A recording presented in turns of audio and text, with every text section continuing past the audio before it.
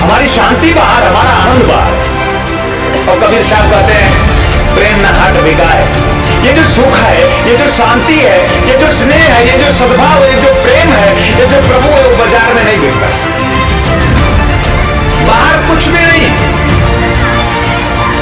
प्रतीति मात्र। बाहर कुछ भी नहीं, माया मात्र है। बाहर कुछ भी नहीं, निमित्त मात्र है। बाहर कुछ भी नहीं, साधन मात्र है। और प्रतीति से, माया से, छाया से आप पूर्ण नहीं हो सकते। संसाधनों से आप पूर्ण नहीं हो सकते। जो सिर्फ भोगों में होगा, सिर्फ संसाधनों में होगा, सिर्फ छाया में होगा, सिर्फ माया में होगा, वो चिंतित होगा, परेशान होगा, दुखी होगा। और इसे ही जो सत्य मानेगा वो अपने आप में संदेह में रहेगा। जो भी संबंध है, सज्जन है, सगे हैं, संबंधी है, सब संदेह को। क्यों? क्योंकि सत्य से स्नेह नहीं है, क्योंकि शिव से साचर्य नहीं है। जब तक जीव का स्नेह सत्य से नहीं होगा, शिव से नहीं होगा, तब तक वो संदेह में रहेगा, उसका संदेह जाएगा नहीं। शिष्य पृथ्वी है, यानी धैर्य जैसे सद्गुणों से संपन्न पृथ्वी। इसलिए से मां कहा जाता है कि कितना सहती है, कितना सहती है। कितनी भी पीड़ा हो जाए इस पृथ्वी में, उफ नहीं करेगी प्रभु मेरा कल्याण करो, मैं अब परेशान हो गई, मैं अब दुखी हूं, मैं पीड़ित हूं। नहीं करती, उफ नहीं करती पृथ्वी। पृथ्वी अपने आप में, अपने स्व में, अपने शांति में है। और उसी से हम बने, अपने आप से बाहर, अपने स्व से बाहर, अपने शिव से बाहर, अपने आनंद से बाहर। क्योंकि हम बाहर खोज रहे हैं, हम सोचते हैं हम बाहर सुख प्राप्त करेंगे। हमारा सुख बाहर, हमारी शांति बाहर, हमारा आनंद बाहर। और कबीर साहब कहते हैं प्रेम न हाट बिकाए। ये जो सुख है, ये जो शांति है, ये जो स्नेह है, ये जो सद्भाव है, ये जो प्रेम है, ये जो प्रभु है, वो बाजार में नहीं बिकता। कहां बिकता है? स्वयं। आंखें बंद कर जब शिष्य स्वयं में उतरने की कोशिश करता है, और इतनी श्रद्धा, इतना विश्वास तुम में है नहीं कि तुम आंखें बंद करने की भी सोचो। आंखें बंद करना कोई आंखें बंद करना नहीं है। आंखें बंद अपने आप में स्वतः हमारा मन करे, हमारा चित्त मांग करे कि आंखें बंद कर लेनी है। ये मेरी मजबूरी है कि मैंने आंखें खोलकर आपके सामने बैठा हूं। ये हमारी चाहत भी है कि हम आंखें खोलकर आपको अपनी ऊर्जा से सींच रहे हैं। नहीं तो मेरा मन कर रहा है, मेरा एक रोआ चाहता है कि आंखें बंद कर लो। मैं अंदर हूं, तुम बाहर कहां हो? आओ, मैं तुमसे मिलना चाहता हूं। तुम मेरे पृथ्वी हो, तुम मेरे शिष्य हो, तुम मेरे गुरु हो, तुम मेरे धर्म हो। बेटा बाहर सुख है नहीं, बाहर शांति नहीं, मुझ में सुख है, मुझ में शांति है, मुझ में आनंद है। और यह संसार, ये जगत भी अगर सुख शांति सौभाग्य चाहता है, सुख शांति समृद्धि चाहता है, सुख शांति से भर जाना चाहता है, अपने आप में संपूर्ण होकर के आनंदित हो जाना चाहता है, तो इन सबको भी यही संदेश दे दे कि मैं बाहर नहीं, मैं तो भीतर हूं। सदियों से कई बार ऐसा हुआ है, कई बार जन्म हुआ इन सब का। कई बार ऐसा हुआ कि मैं इन्हें प्राप्त करने के लिए, इनकी चाहत लिए, इन्हें बार बार इनके रूप में जन्म लेता रहा कि आज नहीं तो कल ये मुझसे मिलेगा, ये आनंदित हो जाएगा और इसका आनंद मेरा आनंद बन जाएगा।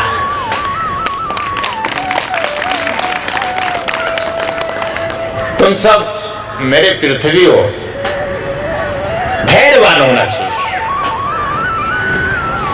एक शिष्य में धैर्य होना चाहिए, एक शिष्य में शांति होनी चाहिए, एक शिष्य में अपना स्व होना चाहिए विकसित।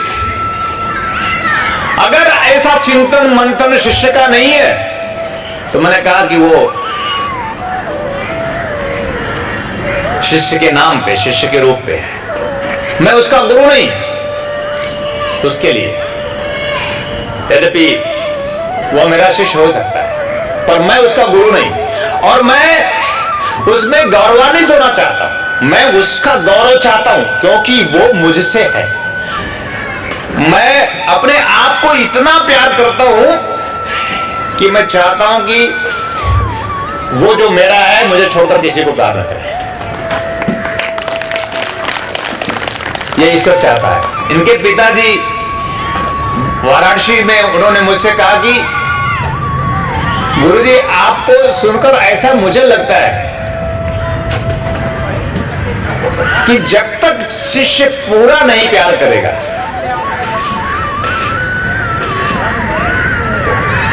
संपूर्णता के साथ जब तक शिष्य आपके श्री चरण कमल में समर्पित नहीं होगा, तब तक आपका वो शिष्य तो नाम रूप से रहेगा पर पूरा नहीं होगा। हमने आपसे कभी कुछ नहीं मांगा सिवाय श्रद्धा के, सिवाय विश्वास के, सिवाय समर्पण के। श्रद्धा विश्वास समर्पण होगा तभी आप सेवा कर पाएंगे और तभी आपकी सेवा फलीभूत होगी, तभी आपकी सेवा आपको अपने स्व में ले जाएगी। और जब तक हम अपने स्व में नहीं जाएंगे तब तक वह जो सुख है शिव का, वह जो आनंद है, वह जो शाश्वतता है शिव का, उसे आप प्राप्त नहीं कर पाएंगे। बाहर कुछ भी नहीं, प्रतीति मात्र है। बाहर कुछ भी नहीं, माया मात्र है। बाहर कुछ भी नहीं, निमित्त मात्र है। बाहर कुछ भी नहीं, साधन मात्र है। और प्रतीति से, माया से, छाया से आप पूर्ण नहीं हो सकते। संसाधनों से आप पूर्ण नहीं हो सकते। अगर धन आपको पूर्ण, धन एक साधन है, धन अगर आपको पूर्ण किया होता तो बचपन में आपको इतना धन नहीं प्राप्त था जितना आप प्राप्त है। इतना धन प्राप्त करने के बाद भी और भी धन की मांग हमारे चित्त में बनी हुई है, क्योंकि हम अधूरे हैं, क्योंकि हम अपूर्ण हैं अपने आप में, कि ये जितना भी हो जाएगा हम अधूरे रहेंगे, हम अपूर्ण रहेंगे। यह प्रमाण है। ये जितना भी प्राप्त हो जाएगा हम अपूर्ण रहेंगे। धन हमें पूरा कर ही नहीं सकता। धन किसी को पूरा किया ही नहीं। राजा भर्तृहरि अपने आप में राजा है, संपूर्णता के साथ भोगों में लिप्त है। 3000 रानियां जिसके पास है,